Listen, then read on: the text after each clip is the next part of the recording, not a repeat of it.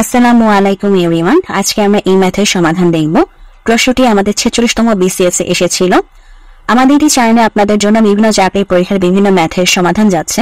Kindly আমাদের চ্যানেলটিকে subscribe করে দিবেন। তো চলুন এখন আমরা এই ম্যাথের সমাধানে নেমে পড়ি। এখানে কি আছে? 3x - y = 3।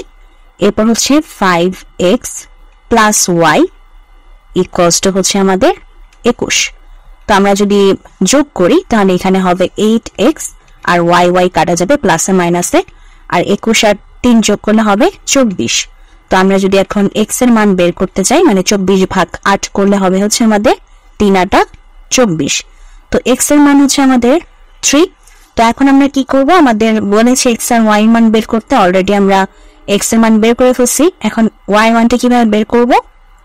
এই যে আমাদের 3x - y, এই যে আমাদের এই সমীকরণে যদি আমরা x এর মানটা বসিয়ে দিই, যেমন 3 × 3 - y, এখানে থাকবে 3, তারপরে 9 - y = 3, তারপরে 9টা ওই পাশে চলে যাবে, -y এখানে থাকলো, তো 3 - 9, তারপরে -y = হচ্ছে -6, সুতরাং y = হচ্ছে আমাদের 6। তো আমাদের x এবং y এর মান কত? x, y এর মান হচ্ছে আমাদের 3,6। ওকে, সো এটাই হচ্ছে আমাদের আজকের প্রশ্নের সমাধান। ম্যাথটি খুবই সহজ ছিল। আমরা ছোটবেলায় এরকম ম্যাথ বহুত করেছি। তো আই হোপ যে আপনারা যারা পরীক্ষা দিয়েছেন ম্যাথটি সমাধান করতে পেরেছিলেন খুব সহজেই।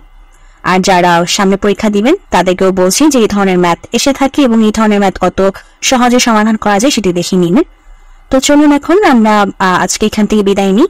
তো আপনারা ভালো থাকবেন। আজকে এখানে বিদায় নিচ্ছি।